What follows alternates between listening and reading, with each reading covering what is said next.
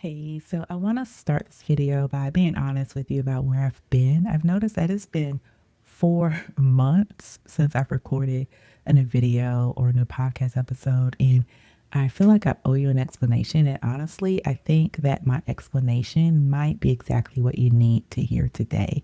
Because what I learned in the middle of the hardest season of my life taught me more about running a coaching business than any course I've ever taken.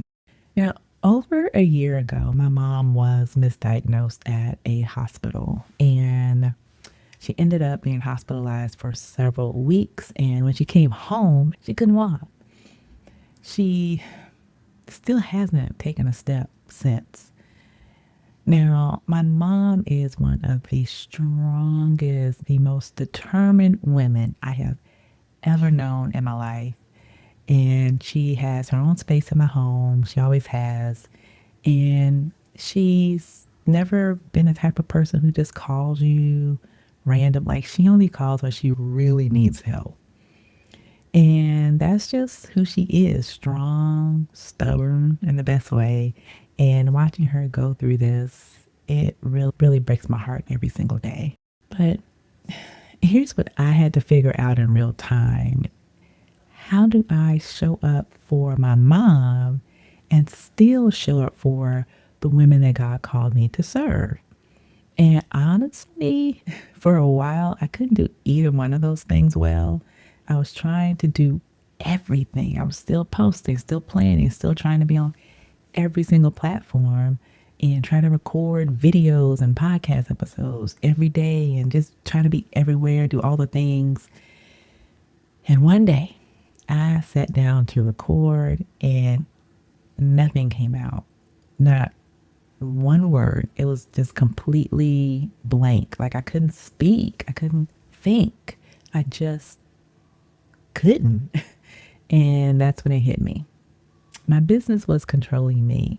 And I started my business like all of us, specifically for that not to happen. We get into it for the flexibility and that didn't happen at first.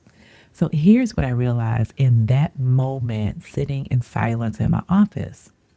I had built a business around flexibility, like we all do, around flexibility, around freedom, but I wasn't operating with any of it. I was running a business like I was still in corporate, like someone else owned my calendar, like I had to be everywhere all the time or it wouldn't count. But this was a season where my mom needed me. My mom really needed me. And a good business, a real business, should be able to bend to your life, not the other way around. So I prayed about it and I made some very hard decisions. I had to pull back from a lot of one on one coaching, right? I stopped trying to be on every single social media platform. And I got focused on where my ideal clients hang out, and that was LinkedIn, my blog, Pinterest, my podcast, and YouTube. But I know that sounds like a lot, but those platforms have longer shelf life, and I could repurpose the same content to those different platforms that works while I'm in the next room helping my mom. And I leaned into digital products. I leaned in hard into digital products. Now, I'll be honest, that was terrifying because I have always been a coach. I've always done one on one coaching. I've always done group coaching, in person coaching, just coaching. And I teach coaching, right? That's how I've always served people. And the idea of digital products felt like I was giving something up. And I didn't think that it would work, quite honestly. But sis, I'll be in there helping my mom and I'll get a notification that I made a sale or several sales while I'm like being fully present with my mom. And that doesn't feel like a business strategy. That feels like God just showing off. It really feels good. And here's what all of that taught me about client boundaries, because this is where it gets good, in my opinion. Everything I had learned about protecting my capacity as a caregiver, it applies directly to how you need to show up for your clients. For example, the first thing that I learned was that you cannot pour from an empty cup. And we've always said that, right? But listen, your clients can feel it when you're running on fumes. They know it. When I was trying to do everything, caregiving and business, as if nothing had changed in my life, when everything has changed in my life, I wasn't fully present with either one. I wasn't fully present with my mom, and she deserved my best. And I wasn't fully present with my clients, and they deserved my best. And nobody was getting it. And sis, your clients can feel when you're stretched past your limit. Even when you don't say a word to them, boundaries protect the quality of what you give, period. The second thing I learned was saying yes to everything is not love. It's actually fear. My mom is strong and determined, and part of loving her well is not doing things for her that she can actually do for herself, because doing that would take something away from her. And in coaching, when you over deliver, never say no, never define your scope, you're not actually serving your client, you're enabling dependency. And you're teaching them that your time has no value. And third, a boundary isn't a wall, it's a fence with a gate. So pulling back from one-on-one coaching didn't mean I stopped caring about my clients. I still take a client here and there what my capacity allows.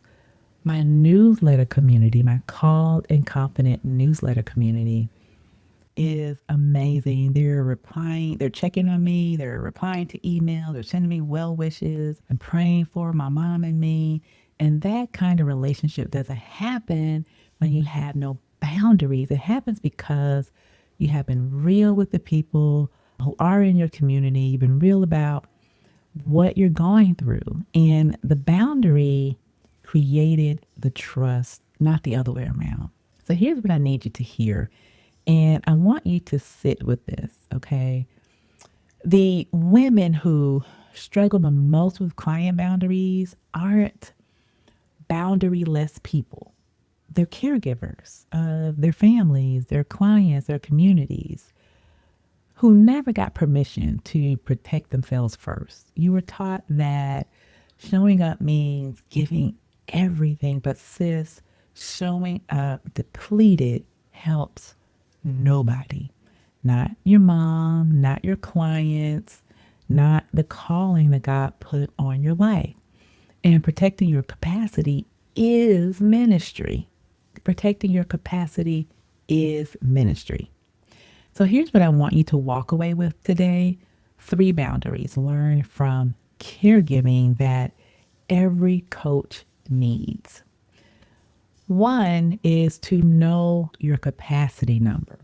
How many clients can you actually serve right now in this season of your life, without running yourself into the ground? Not how many you wish you could take. How many can you serve with excellence? Start there. The second thing is to know your scope. Caregiving taught me fast that there are some things I cannot fix. I can show up, I can support, but some things are outside of my ability to change, and that is okay. Same in coaching. You are not a therapist. You are not a fixer. Know your lane and know where your lane ends, and stay in that lane without apology. And then the third thing that I learned is that build something that works when you can't. Now, I'm not telling you that every coach should drop one-on-one coaching, but I am saying if your entire business stops the moment that your life gets complicated, then sis, that is not a business. That's a job with extra steps. Evergreen content, digital products, a newsletter list, that's yours. Those are the things that you need to build, a thing that keeps serving people even when you need to step away. If you're watching this and you're somewhere in the middle of figuring out what kind of coach you're even called to be, and before you can set boundaries, you need to know what you're building. So I want you to go take my free quiz. It's called What Type of Faith-Based Coach Are You Secretly Meant to Be? And the link is actually in the description. It's right below this video. And I also add it to the description of the podcast if you're listening. And that quiz will give you more clarity, way more clarity than you expect, because the right boundaries start with knowing who you are and who you're called to serve. And listen, I show Christian women over 40 how to package their skills into kingdom work and get paid for it. And that's what we do here. If that sounds like exactly what you've been looking for, then make sure you do not leave this channel without subscribing. Okay, you're in the right place if that is the kind of content you're looking for. Listen, I'm still in this season. My mom is still working toward taking that first step, and I'm still figuring out how to show up as a daughter and as a business owner and as someone God called to serve women like you, basically. But I'm not running on empty anymore, and I don't want you to do that either. So, listen, I will see you in the next one.